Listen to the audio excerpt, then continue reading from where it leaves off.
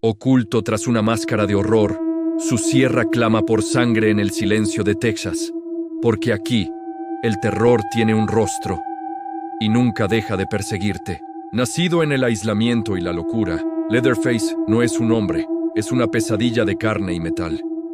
Oculto tras una máscara de horror, su sierra clama por sangre en el silencio de Texas, porque aquí el terror tiene un rostro y nunca deja de perseguirte.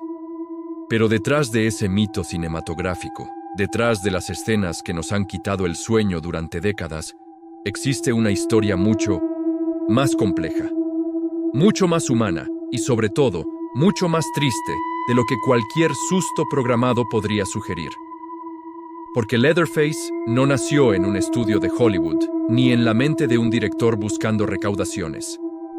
Nació del abandono, del dolor silencioso, de una sociedad que miró hacia otro lado, mientras la miseria y el aislamiento forjaban a un monstruo. Para entenderlo, hay que dejar de verlo como una atracción de feria y empezar a leerlo como un espejo roto, donde se refleja lo que ocurre cuando la dignidad humana se desmorona sin que nadie intervenga. En los años 70, cuando el cine de terror comenzó a alejarse de los vampiros elegantes y los hombres lobo románticos para sumergirse en la suciedad, el polvo y el sudor de la América rural, surgió una película que no pretendía asustar con lo sobrenatural, sino con lo demasiado real. La Matanza de Texas no era una historia de fantasmas, era una crónica de supervivencia retorcida, un grito ahogado en la garganta de un país que había olvidado a sus propios hijos. Y en el centro de ese grito estaba un gigante de movimientos torpes, de sonidos inarticulados, de ojos que no reflejaban maldad pura, sino confusión, miedo y una necesidad desesperada de pertenecer. Ese gigante no elegía ser el verdugo. Era el producto de un entorno donde el amor se confundía con la posesión, donde la protección se ejercía con violencia, donde la comida escaseaba y la única forma de mantener unida a una familia era compartiendo el mismo trauma, el mismo secreto, el mismo pecado original. La máscara que lleva en el rostro no es un accesorio de escena, es un síntoma. Es la piel de otro ser que intenta cubrir la vergüenza de no tener una propia, la desesperación de quien no sabe cómo expresarse, cómo comunicarse, cómo existir sin causar daño. Cada vez que se la coloca, no está celebrando la muerte, está intentando ocultar el dolor. Está intentando convertirse en algo que el mundo ya espera de él, porque en el fondo, si no es el monstruo que le dicen que es, entonces, ¿qué es? Un hombre roto, un niño que nunca creció, un ser que aprendió que el único lenguaje aceptado en su casa es el del terror. Y esa es la primera capa de su triste realidad. No fue creado para atormentar, fue creado para sobrevivir en un lugar donde la supervivencia requiere deshumanizarse. La familia que lo rodea, ese clan de carne y hueso que opera como una unidad cerrada y hostil, no es un grupo de psicópatas nacidos con la maldad grabada en el ADN. Son supervivientes de un sistema que los dejó atrás. Cuando la industria se trasladó, cuando los puestos de trabajo desaparecieron, cuando la pobreza se volvió crónica y la esperanza se evaporó, lo que quedó fue un núcleo familiar que decidió no pedir ayuda, no mostrar debilidad, no aceptar la caridad de un mundo que ya los había juzgado perdidos. En ese vacío, la lealtad se volvió absoluta y la moral se volvió flexible. Que para nosotros es un crimen, para ellos era una necesidad. Lo que llamamos locura, para ellos, era lógica de supervivencia. Y en ese ecosistema distorsionado, el más vulnerable, el más grande, el más difícil de entender, se convirtió en el instrumento. No por elección, sino por diseño. Porque en una familia donde el líder impone el orden a través del miedo, alguien debe ejecutar ese miedo, y alguien debe cargar con la culpa de cada acto violento. Esa carga no es un castigo divino, es un mecanismo familiar. Es la forma en que un grupo disfuncional mantiene su equilibrio interno. Alguien debe ser el monstruo para que los demás puedan seguir diciéndose que son solo personas haciendo lo que toca. Y ese alguien es él. Su silencio no es misterio, es incapacidad. Es la voz de alguien que nunca tuvo palabras, que nunca tuvo educación, que nunca tuvo un espejo donde reconocerse como humano. Cuando gime, cuando ríe de forma entrecortada, cuando corre con esa torpeza que a veces parece comedia y a veces parece tragedia, lo que estamos viendo es la lucha de un cerebro que no sabe procesar lo que hace, que solo responde a estímulos, a órdenes, a la necesidad de complacer a quienes lo quieren a su manera retorcida. No hay placer en sus actos, hay obediencia, hay miedo a ser abandonado. Hay un niño que aprendió que si no es útil, si no es fuerte, si no es temible, entonces no vale nada. Y esa es la segunda capa de su triste realidad. El terror que provoca no nace de la crueldad, nace de la dependencia. Depende de su familia para saber qué hacer. Depende de la violencia para sentirse parte de algo. Depende del caos para no enfrentar el vacío que tendría si se detuviera a pensar. Porque si se detuviera, si bajara la sierra, si se quitara la máscara, tendría que mirar su propio reflejo y aceptar que está solo en un mundo que lo rechazó desde el primer día. Y eso, para una mente fracturada, es más insoportable que cualquier persecución. El cine, con el paso de los años, fue transformando esa figura en un producto. Lo convirtió en icono, en mercancía, en rostro de camisetas, en mueco de plástico, en meme, en referencia rápida para asustar a nuevas generaciones. Pero con cada nueva película, con cada reinicio, con cada giro de guión, se fue perdiendo el núcleo trágico. Se le dio inteligencia donde no la hay. Se le dio voluntad donde solo hay reacción. Se le convirtió en un depredador consciente, cuando en realidad es un instrumento inconsciente. Y al hacer eso, el cine le hizo lo mismo que la sociedad le hizo a él.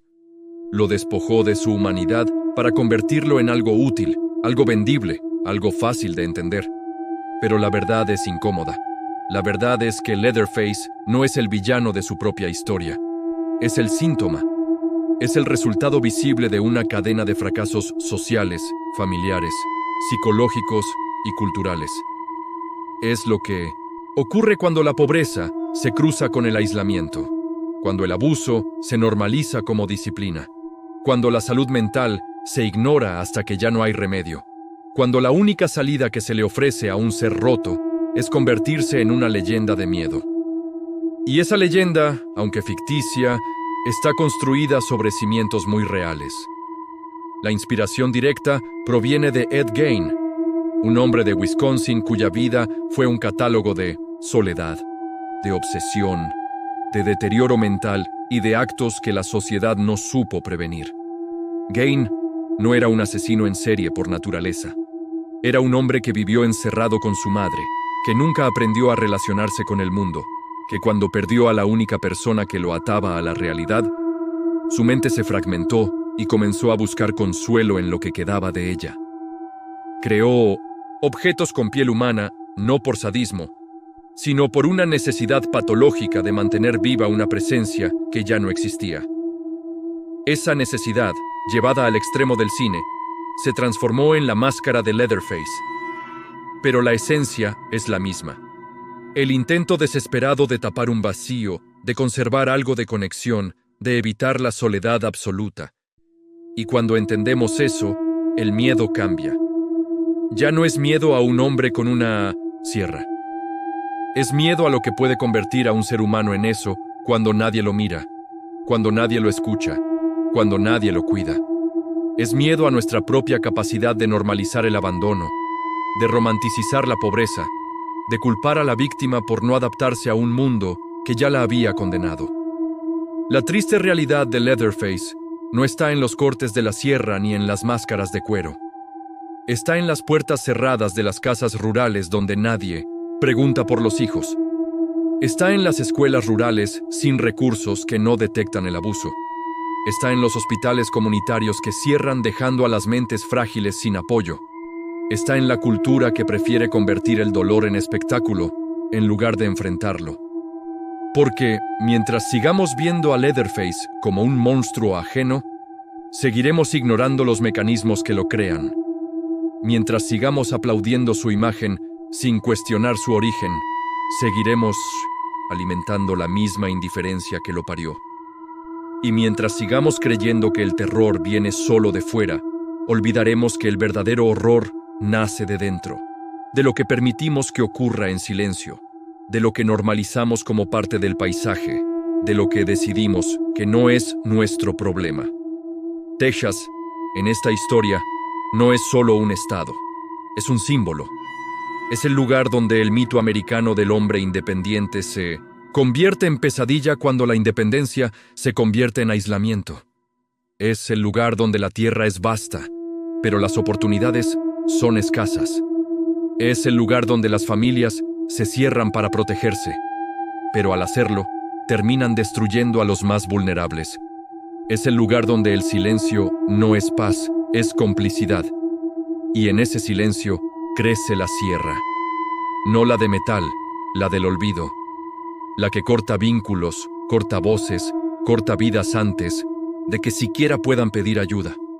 Y cuando por fin suena el motor, cuando por fin aparece la figura, cuando por fin el terror se hace visible, ya es demasiado tarde. Porque el verdadero asesinato ocurrió mucho antes. Ocurrió cuando se decidió que ese niño no valía la pena. Ocurrió cuando se aceptó que algunas familias son así y no hay nada que hacer. Ocurrió cuando se convirtió el sufrimiento en folclore y el dolor en entretenimiento. Por eso, cuando veas a Leatherface correr hacia la cámara, cuando escuches el rugido de la sierra, cuando sientas el escalofrío recorrer tu espalda, no pienses solo en el susto. Piensa en el origen. Piensa en las manos que nunca lo tocaron con cariño. Piensa en las voces que nunca le dijeron que estaba bien sentir miedo. Piensa en los ojos que nunca lo miraron como a un ser humano. Porque esa es la triste realidad. No es que exista un monstruo en Texas, es que lo creamos. Lo creamos con cada mirada indiferente, con cada política que ignora la salud mental rural, con cada vez que preferimos el morbo a la compasión, con cada vez que convertimos la tragedia en contenido. Y mientras sigamos haciéndolo, Leatherface no desaparecerá. Seguirá existiendo, no en las pantallas, sino en los rincones olvidados, en las mentes fracturadas, en las familias que no piden ayuda porque creen que no la merecen, en la sociedad que sigue prefiriendo el miedo a la empatía. Porque el terror no se vence con más terror, se vence con presencia, se vence con escucha, se vence con la decisión de no mirar hacia otro lado cuando el silencio se vuelve demasiado pesado. La próxima vez que vuelvas a ver la película, no busques solo el susto. Busca la tragedia, busca el reflejo, busca la pregunta que nadie quiere hacer. ¿Qué pasaría si lo hubiéramos salvado antes? ¿Qué pasaría si en lugar de convertirlo en leyenda, lo hubiéramos tratado como persona? ¿Qué pasaría si el cine, en lugar de explotarlo, lo hubiera usado para despertar conciencia? Quizás entonces la sierra no sonaría. Quizás entonces la máscara no sería necesaria. Quizás entonces el terror tendría un final. Pero mientras no cambie la forma en que miramos el dolor ajeno, mientras no entendamos que los monstruos no nacen, se fabrican, Leatherface seguirá corriendo por esas carreteras polvorientas, no para atraparnos, sino para recordarnos. Para recordarnos que detrás de cada mito de horror hay una historia real de abandono. Que detrás de cada grito en la pantalla hay un silencio que debió romperse mucho antes. Que detrás de cada máscara hay un rostro que solo quería ser visto. Y que la verdadera pesadilla no es que exista un hombre con una sierra en Texas. La verdadera pesadilla es que seguimos permitiendo que se creen las condiciones para que existan. Y luego nos sorprendemos cuando aparecen. Porque el aislamiento no es geográfico. Es emocional. La locura no es genética. Es acumulativa. Y la tragedia no es inevitable. Es elegida día tras día con cada decisión de no intervenir, de no preguntar, de no cuidar. Y hasta que no entendamos eso, la sierra seguirá girando, y el silencio seguirá siendo cómplice, y el terror, por más ficticio que parezca, seguirá siendo real, porque no vive en la pantalla, vive en lo que dejamos de hacer, Vive en lo que ignoramos. Vive en la triste realidad de que a veces el monstruo no viene a destruirnos. Viene a mostrarnos lo que ya éramos. Y mientras no cambiemos eso, la persecución no terminará. Porque no es él quien nos persigue. Es nuestra propia conciencia, recordándonos que el horror no empieza con una máscara. Empieza con una mirada que se aparta. Y esa mirada, esa que elige no ver, es la que realmente nunca deja de perseguirnos. ¿Puedes oírlo? El sonido del acero frío arrastrándose contra las tuberías en la oscuridad. Hagas lo que hagas, no cierres los ojos. Ha vuelto. Emergiendo desde las sombras más profundas de tus pesadillas, Freddy está listo para arrebatarte lo que queda de tu sueño. 1, 2, Freddy viene por ti, dulces sueños. O debería decir, tu último grito. Pero detrás de las garras, detrás de la risa rasgada y del jersey a rayas que ya es sinónimo de pánico, existe algo mucho más inquietante que un simple asesino de ficción. Existe un abismo, un lugar donde la imaginación del terror se alimenta de traumas reales, donde el monstruo no necesita saltar del armario porque ya vive dentro de la arquitectura de tu propia mente. Este es el lado oscuro de Freddy Krueger. No el que aparece en las portadas de las camisetas, ni el que se convierte en meme o en atracción de parque temático. Hablo del que respira en el silencio de la madrugada, del que nació de noticias policiales, de insomnio colectivo y de una pregunta que ningún adulto quiere hacerse. ¿Qué pasa cuando el único refugio seguro, el sueño, se convierte en una trampa? Todo comenzó con una serie de titulares que helaron la sangre de California en los años 70. Niños que morían en circunstancias inexplicables. Médicos que no encontraban causa física. Familias destrozadas por la noche, convencidas de que algo invisible los estaba acechando mientras dormían. Wes Craven no inventó a Freddy desde la fantasía pura. Lo tejió con los hilos de la realidad más cruda. La leyenda urbana del hombre de las pesadillas, los testimonios de padres que juraban haber visto figuras oscuras al pie de las cunas, el miedo atávico a perder el control cuando los párpados caen. Freddy no es un invento de Hollywood, es el eco distorsionado de un pánico real. Y eso es lo que lo hace tan difícil de exorcizar, porque cuando un monstruo nace de la experiencia humana, ya no pertenece solo a la pantalla, pertenece a tu historia. Pertenece a tu infancia. Pertenece a ese instante en que de niño te despertabas sudando sin saber por qué, con la certeza absoluta de que alguien te estaba mirando. La genialidad cruel de Freddy no está en cuántos puede matar, sino en cómo los mata. No necesita perseguirte por un pasillo. No necesita esconderse en un sótano. Te espera en el lugar donde bajas la guardia. El sueño es el último territorio privado del ser humano. Es donde procesamos el dolor, donde reconstruimos la identidad, donde la mente se permite ser vulnerable. Freddy convierte ese santuario en un campo de minas. Te quita la única defensa que tienes, la conciencia, y al hacerlo, te obliga a enfrentar una verdad incómoda. El miedo a dormir no es irracional, es ancestral. Es el recuerdo de cuando éramos presas en la sabana, cuando la oscuridad significaba dientes, garras y silencio mortal. Freddy actualiza ese instinto. Le pone un rostro quemado, un sombrero y una sonrisa torcida, pero la esencia es la misma. Te recuerda que, por más tecnología, por más paredes de hormigón, por más sistemas de alarma, hay un momento en el que debes soltar el control. Y en ese momento estás desnudo ante lo desconocido. Pero hay otro nivel de oscuridad. Uno que no se habla en las entrevistas de prensa ni en los documentales oficiales. El peso físico y psicológico de encarnar a un demonio durante décadas. Robert Englund no solo se puso maquillaje y garras. Se sometió a un ritual de transformación que, con los años, empezó a filtrarse más allá del set. Horas bajo luces, calientes, capas de látex que sofocaban la piel, prótesis que limitaban la respiración. Una voz forzada que lastimaba las cuerdas vocales con cada toma. El cuerpo humano no está diseñado para ser un monstruo. Y sin embargo, Englund lo hizo.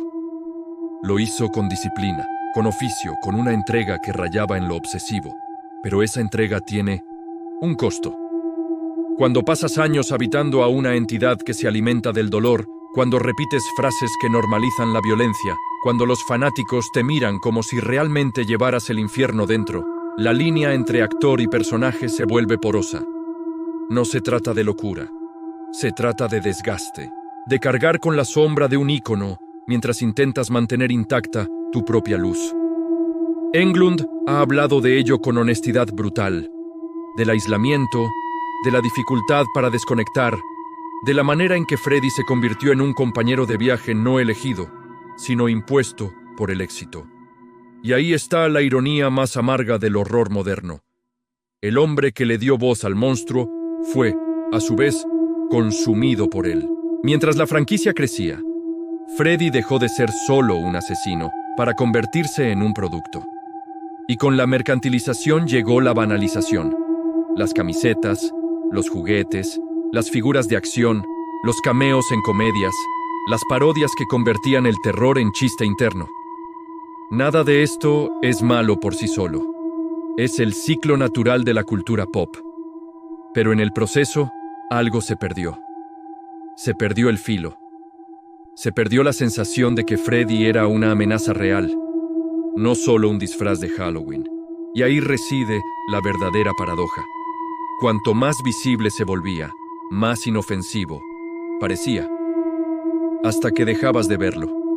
Hasta que apagabas la luz. Porque Freddie nunca necesitó que lo tomaras en serio para seguir funcionando. Su poder no está en la pantalla. Está en el espacio entre el último frame y tu respiración. En ese microsegundo en que tu mente traduce lo ficticio en amenaza latente. La franquicia pudo volverse comercial, pudo caer en repeticiones, pudo convertirse en nostalgia empaquetada. Pero el núcleo siguió intacto. Porque el miedo no depende de la calidad del guión. Depende de tu capacidad de creer que, detrás de la puerta de tu habitación, algo espera a que duermas. Y sin embargo, hay un lado aún más oscuro, uno que rara vez se nombra porque incomoda demasiado. La relación entre el espectador y el monstruo. ¿Por qué volvemos? ¿Por qué pagamos por ser aterrados? ¿Por qué, en secreto, admiramos a Freddie más que a sus víctimas? No es por sadismo, es por identificación. Freddie representa la parte de nosotros que está harta de las reglas.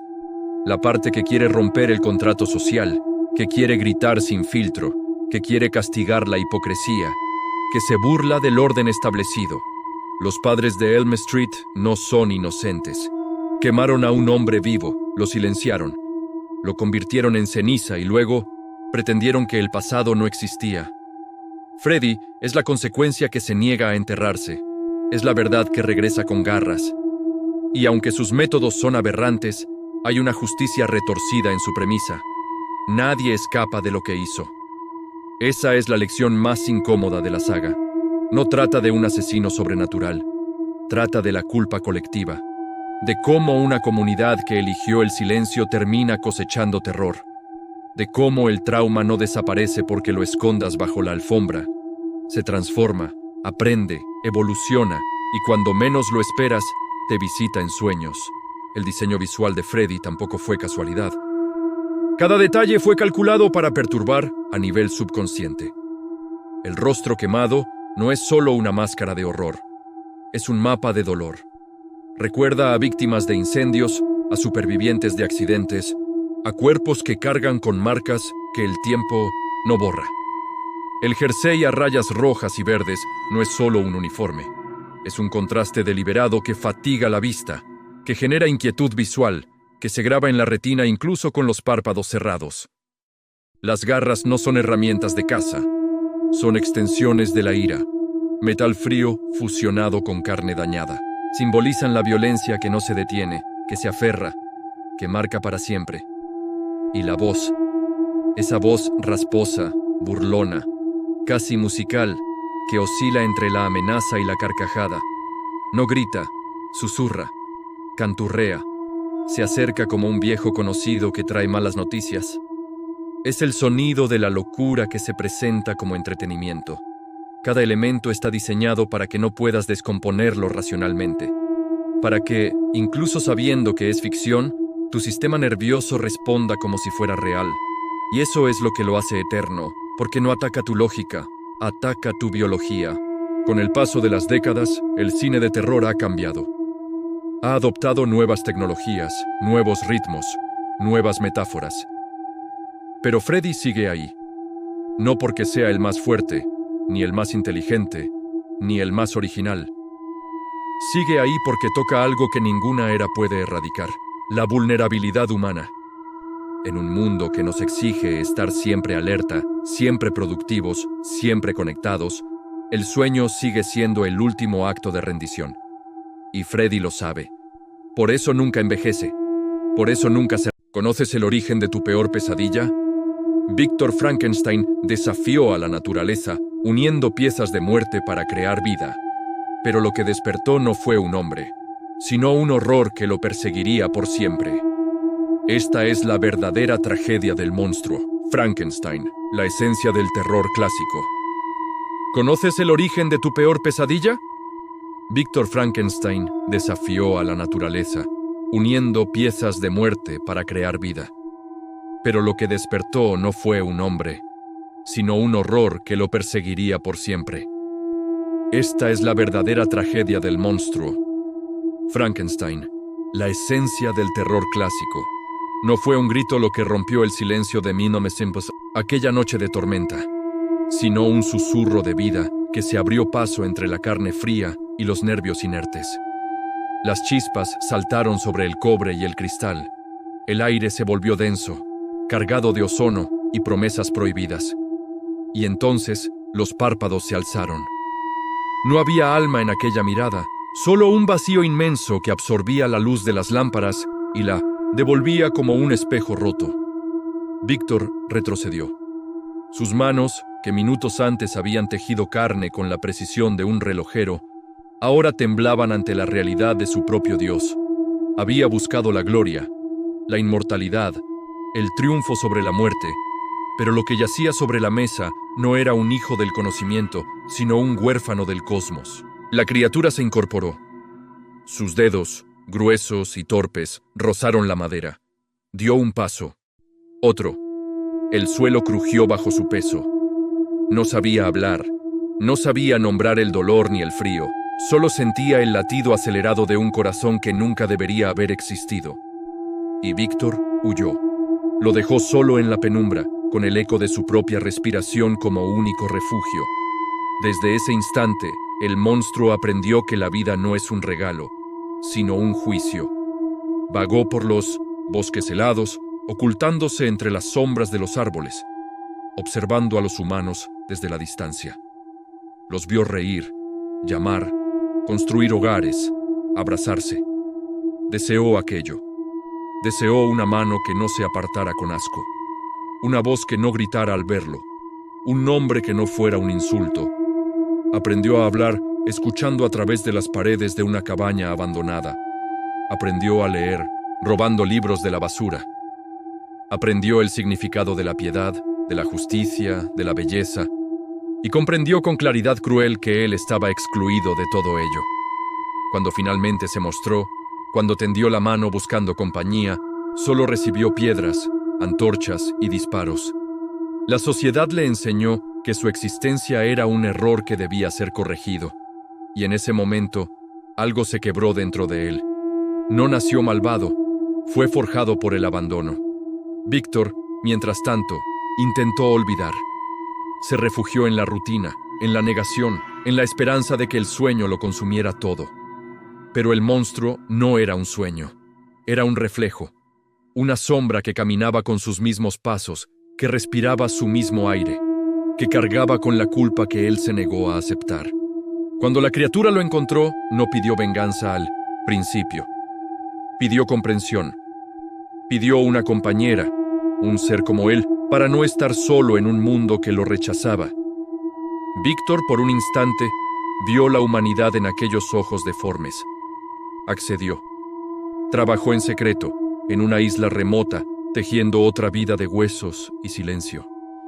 Pero al mirar sus propias manos, al recordar el terror de la primera creación, destruyó el proyecto. La criatura lo vio, y en ese instante comprendió que nunca sería aceptado, nunca sería amado, nunca sería humano. La promesa rota fue la chispa que encendió la guerra, no con espadas ni ejércitos, sino con paciencia, con inteligencia, con un dolor tan profundo que se transformó en propósito.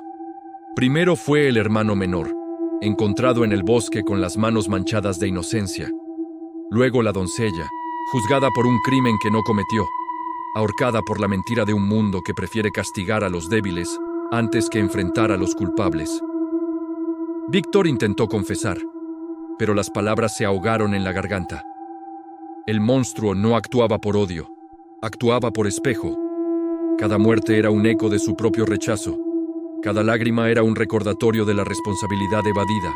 Luego vino el mejor amigo, encontrado en las costas de Escocia, con el rostro helado por la sorpresa y el cuerpo abandonado a la marea. Víctor corrió, persiguiendo una sombra que siempre estaba un paso adelante, un fantasma que conocía sus miedos mejor que él mismo. La casa se volvió obsesión. Los años se desvanecieron en mapas tachados, en barcos que surcaban mares grises, en noches sin sueño donde el frío del Ártico se mezclaba con el fuego de la culpa. Y finalmente, en un paisaje blanco e infinito, se encontraron de nuevo. No hubo gritos, no hubo batallas épicas. Solo dos hombres rotos, uno por fuera, el otro por dentro, mirándose a través de la nieve y el tiempo. Víctor, consumido por la fiebre y la desesperación, supo que su obra no había terminado con la muerte de sus seres queridos. Había terminado con él. El monstruo se acercó. No con garras, no con furia, con la lentitud de quien ha recorrido un camino sin regreso. Habló, no con maldición, con lamento. Dijo que no había nacido para destruir, que cada acto de violencia había sido un grito ahogado. Que si Víctor lo hubiera llamado hijo, lo hubiera llamado hermano, la historia habría sido otra. Pero Víctor solo supo huir, y el monstruo solo supo seguir. Cuando el corazón de Víctor se detuvo, el monstruo no celebró. Lloró. Lloró sobre el cuerpo del hombre que lo creó y lo abandonó, sobre el padre que nunca fue, sobre el espejo que se quebró antes de reflejar la verdad. Prometió desaparecer, buscar el hielo eterno, consumir sus restos en las llamas del olvido, porque un mundo que no puede aceptar lo que no comprende, merece seguir girando en la oscuridad. Pero la historia no termina con el fuego, termina con la pregunta: ¿quién es el verdadero monstruo? ¿El que nace de la carne robada y busca un lugar en el mundo? ¿O el que juega a ser Dios y luego cierra los ojos ante su creación? Frankenstein no es una historia de horrores sobrenaturales. Es un espejo.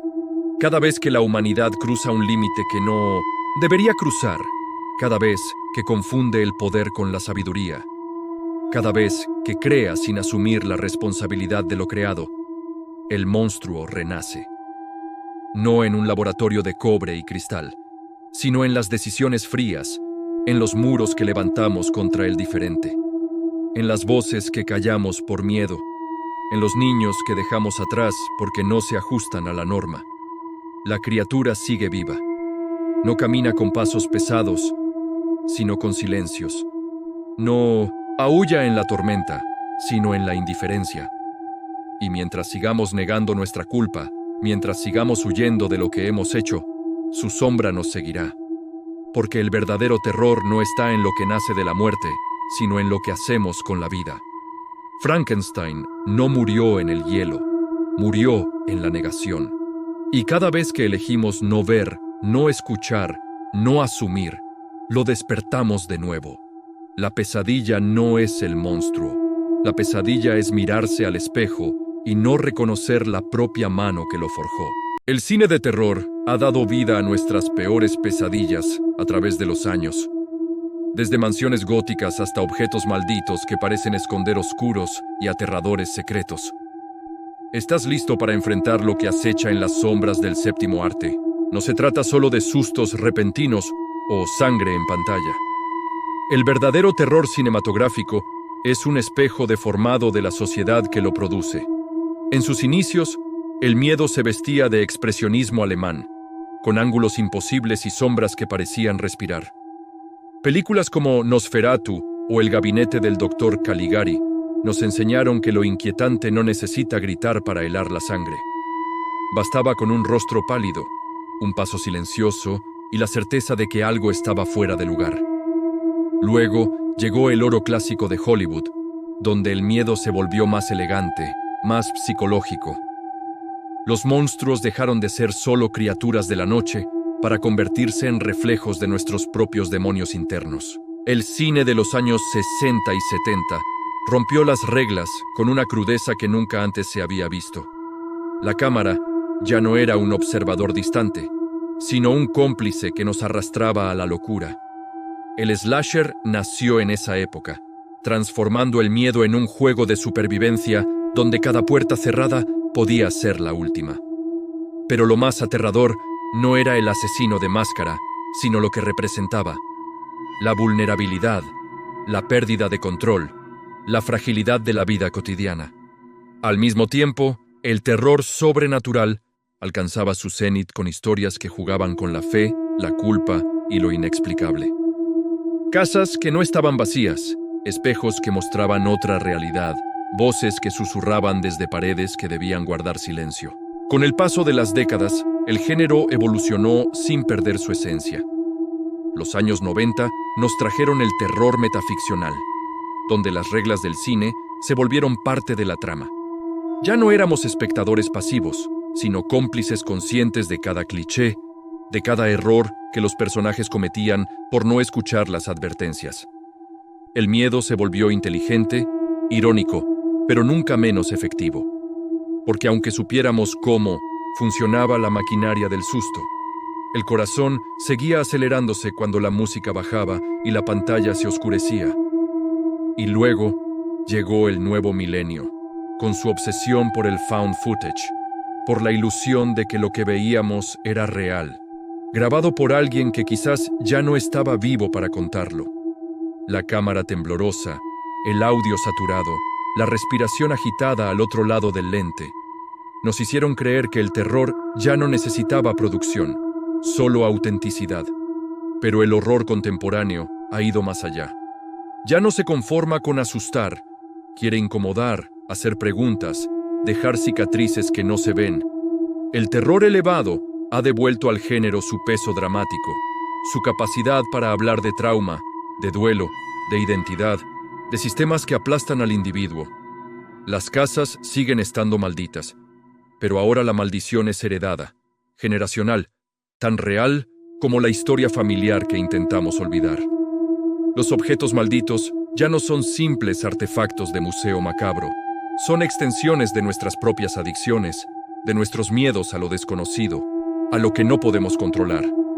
Y lo más perturbador es que seguimos volviendo.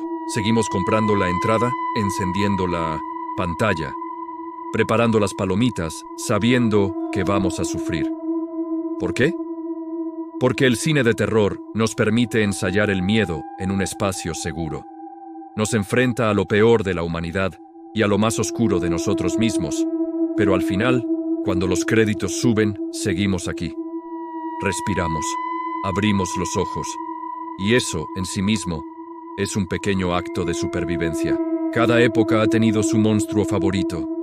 El vampiro que seduce y drena, el hombre lobo que pierde el control, el fantasma que no encuentra descanso, el psicópata que cree que está haciendo justicia. Pero detrás de cada criatura hay una pregunta que el ser humano se ha hecho una y otra vez. ¿Qué pasa cuando lo normal se quiebra? ¿Qué queda de nosotros cuando las reglas ya no aplican? El cine de terror no responde, solo amplifica la duda. Y en esa duda reside su poder. No necesita convencerte de que los monstruos existen. Solo necesita que por unos minutos creas que podrían estar detrás de ti. Que el silencio de tu habitación tenga peso. Que la sombra en la esquina no sea solo ausencia de luz. La música cumple un papel fundamental en esta arquitectura del pánico.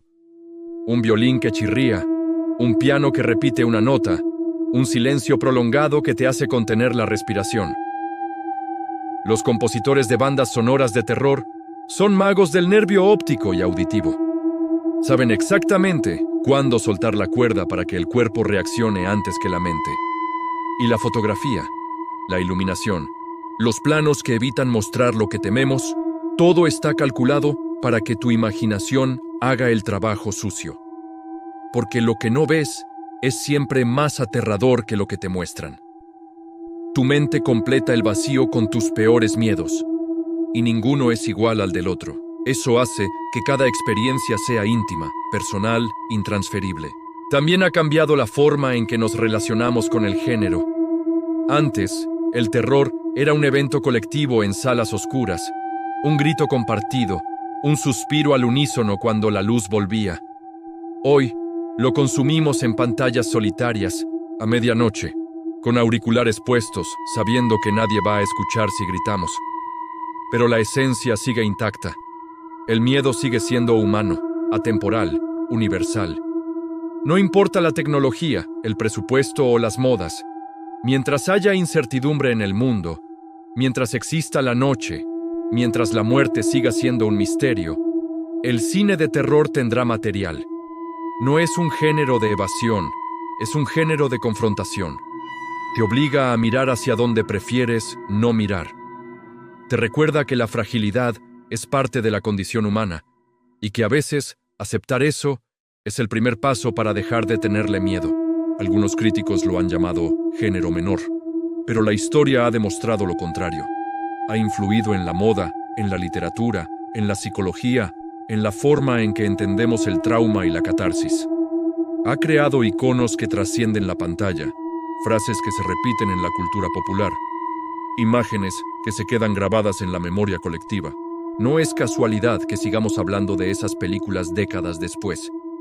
No es casualidad que remakes y precuelas sigan intentando capturar la misma chispa. Porque el terror bien hecho no envejece, solo se adapta. Se viste de nueva época, pero sigue hablando del mismo núcleo. La vulnerabilidad, el misterio, la lucha por mantener la cordura cuando todo a tu alrededor parece desmoronarse. Así que la próxima vez que apagues las luces y presiones play, no lo hagas solo buscando un susto.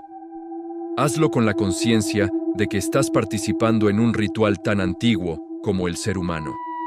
Estás enfrentando, a través de la ficción, lo que en la vida real preferimos ignorar. Estás poniendo a prueba tus límites, explorando los rincones oscuros de tu propia psique sin salir de tu silla.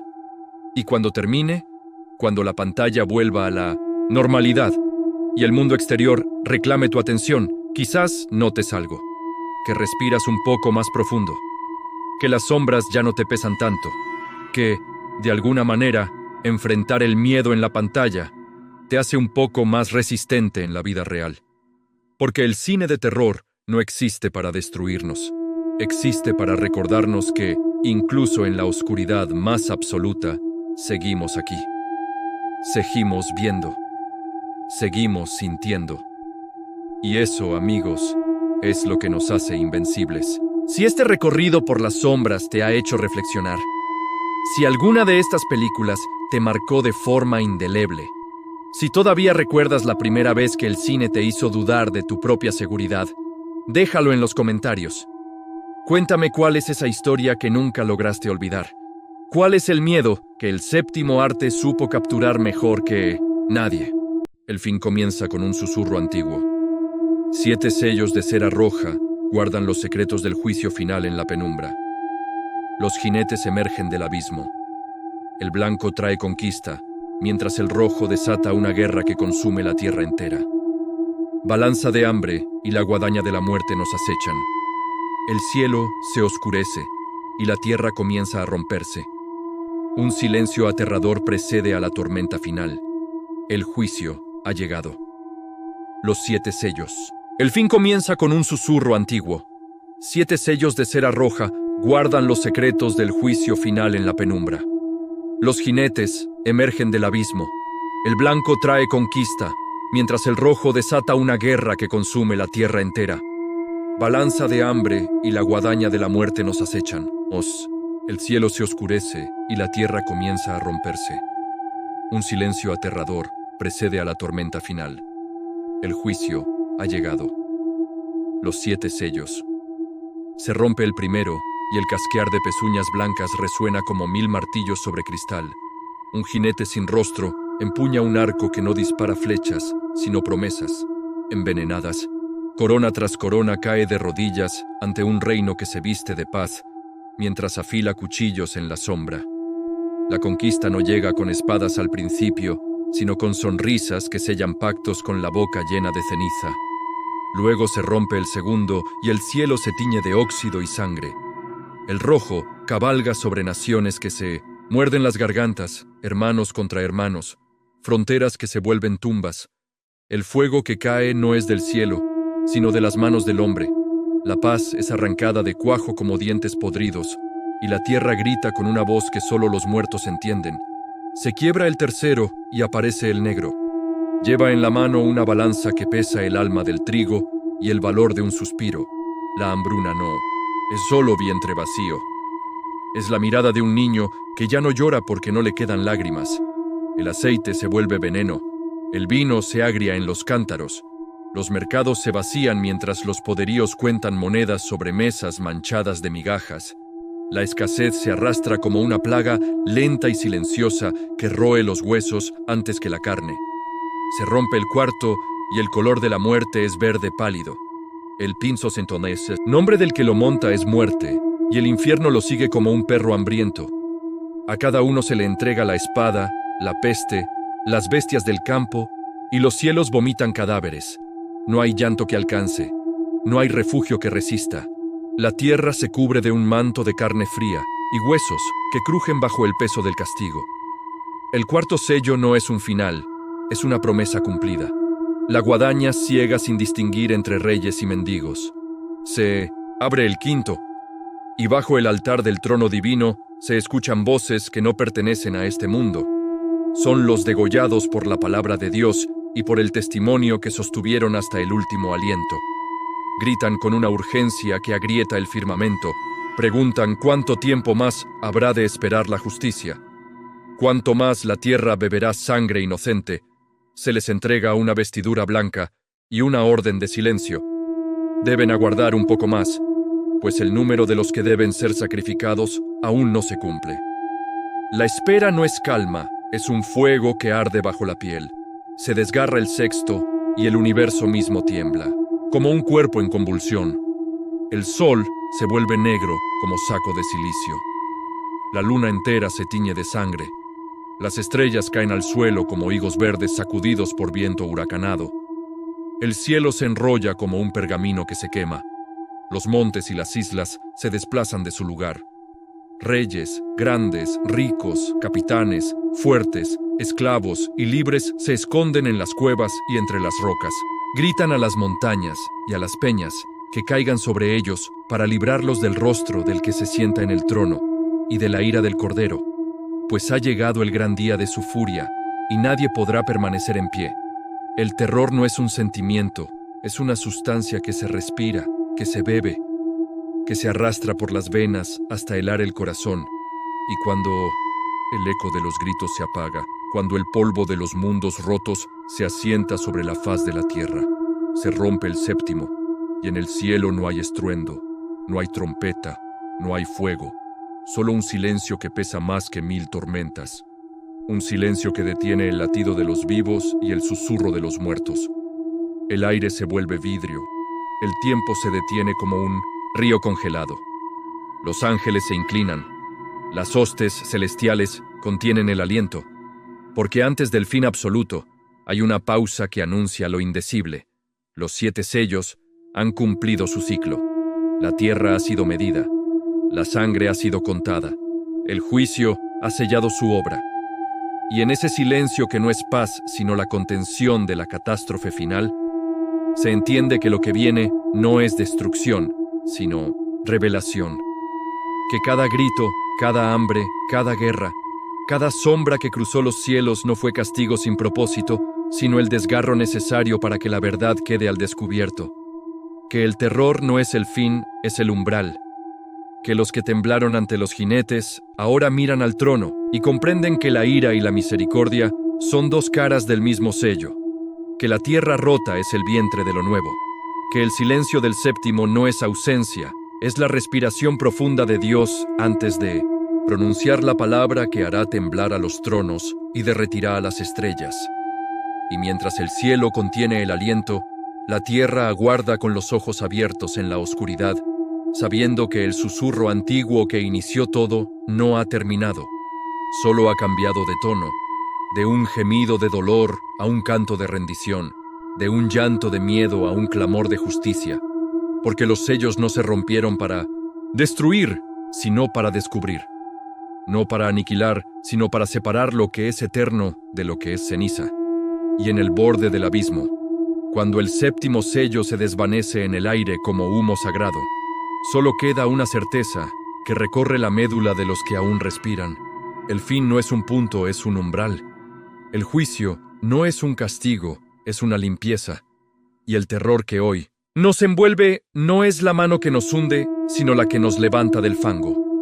Porque cuando el cielo por fin exhale y el silencio se rompa, no vendrá la noche, sino el alba que no conoce ocaso, el fuego que no quema, sino que purifica, la voz que no amenaza, sino que llama, y los que sobrevivieron a los jinetes, a las balanzas, a las guadañas, a las estrellas caídas y a las montañas huidizas, comprenderán que el verdadero terror no estaba en lo que se rompía, sino en lo que se negaban a ver, que el fin comienza con un susurro, pero termina con una presencia, que los 7 sellos no son una condena, son una revelación, y que el silencio que ahora nos envuelve es solo el compás final antes de que el universo responda con un amén que hará temblar la eternidad, que resuene en cada átomo, que selle cada historia, que cierre cada ciclo y abra el que no tendrá fin, porque el juicio ya llegó, los sellos ya están rotos, el cielo ya contiene su aliento, y la tierra, rota y sangrante, solo espera la voz que diga basta, y en ese instante, el terror se convertirá en asombro, la oscuridad en claridad, y el fin en principio. En el corazón del pantano, donde la luna apenas brilla, despierta una leyenda oscura. La bruja San Juan emerge de las sombras, cargando con siglos de agonía. Una luz gélida la consume, desintegrando su esencia en el aire nocturno. El misterio de su final se pierde para siempre entre la niebla. La bruja San Juan emerge de las sombras, cargando con siglos de agonía. Una luz gélida la consume, desintegrando su esencia en el aire nocturno. El misterio de su final se pierde para siempre entre la niebla. Pero la niebla no borra lo que ya ha quedado grabado en la tierra.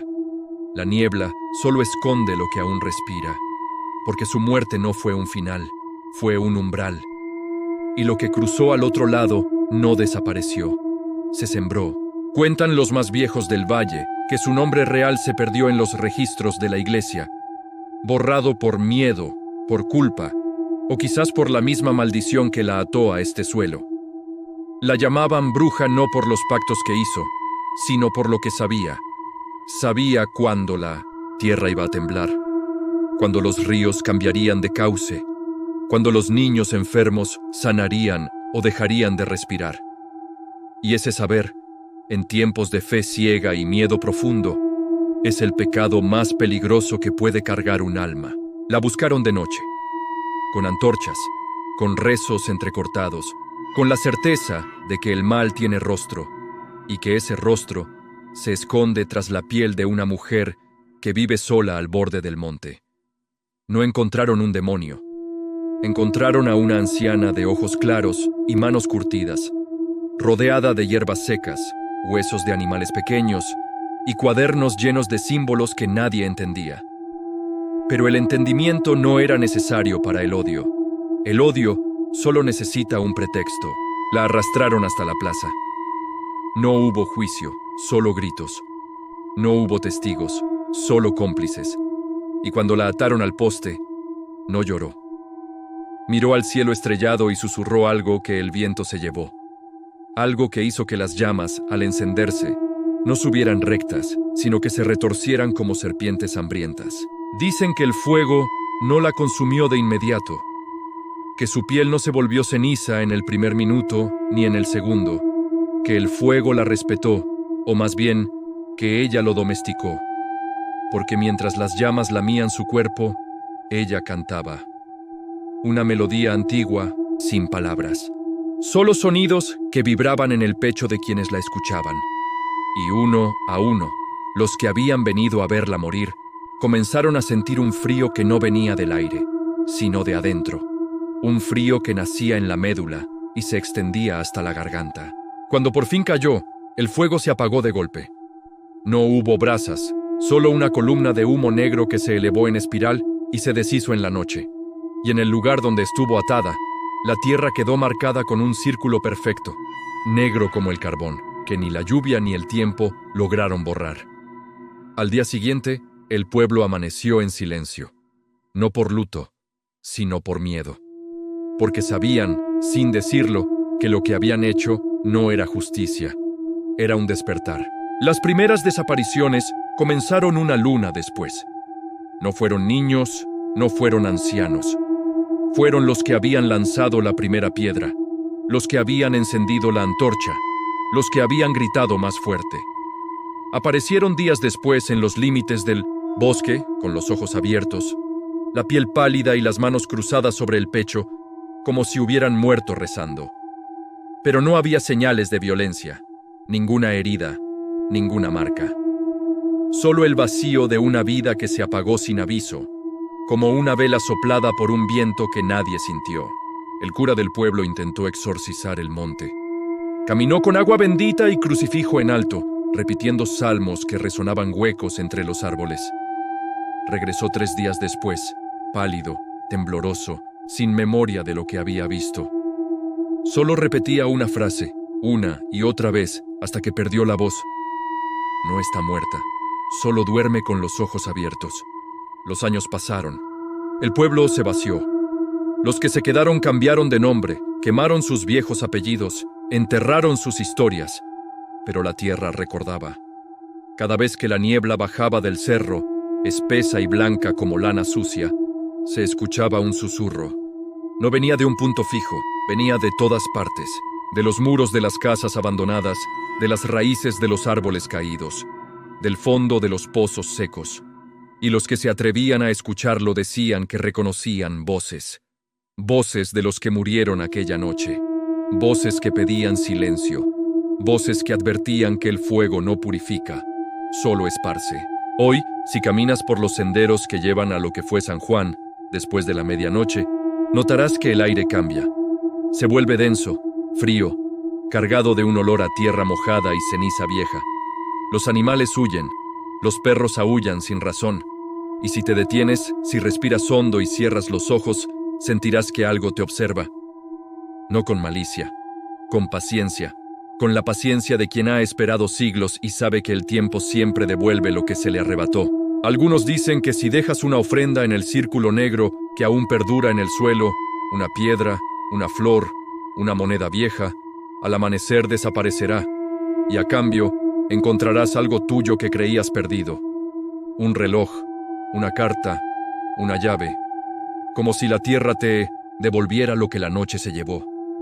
Otros dicen que es mejor no ir, que la ofrenda no es para ella, es para ti, que al dejar algo, aceptas un pacto silencioso, que la brujería no murió en la hoguera, se transformó, se volvió parte del viento, de la lluvia, de la memoria colectiva que se niega a olvidar. Y quizás tengan razón. Porque lo que llamamos muerte no siempre es el final. A veces es solo un cambio de forma, una transmutación. La bruja de San Juan no fue asesinada, fue liberada. Liberada de la carne, del dolor, del peso de ser humana en un mundo que teme lo que no comprende. Y lo que quedó de ella no es un cadáver, ni un fantasma, ni una leyenda. Es una presencia, una energía que sigue respirando en el silencio del monte, esperando el momento en que el miedo vuelva a ser tan grande como para necesitar un rostro al que culpar. Porque mientras exista la injusticia, mientras exista el miedo a lo desconocido, mientras exista alguien dispuesto a señalar con el dedo y gritar bruja, ella estará ahí. No en las llamas, no en la niebla, no en el círculo negro, en ustedes, en la duda que sienten al caminar solos de noche, en el escalofrío que los recorre cuando una puerta se cierra sin viento, en la certeza inexplicable de que no están solos, aunque no vean a nadie. La muerte de la bruja de San Juan no es una historia del pasado, es un espejo. Y si se atreven a mirarlo, verán que lo que quemaron aquella noche no fue a una mujer. Quemaron su propia humanidad, y las cenizas, como todas las cenizas, siempre vuelven al viento, siempre regresan, y siempre encuentran un lugar donde posarse. Escuchen con atención, porque si el aire se enfría de pronto, si las sombras parecen alargarse un poco más de lo normal, si sienten que alguien respira justo detrás de su hombro, no corran, no griten, solo recuerden que el fuego no destruye la esencia, solo la dispersa, y lo que se dispersa, un día, vuelve a juntarse. La niebla sigue bajando, el monte sigue esperando, y ella, aunque ya no tenga nombre, sigue mirando, siempre mirando, desde el otro lado del silencio.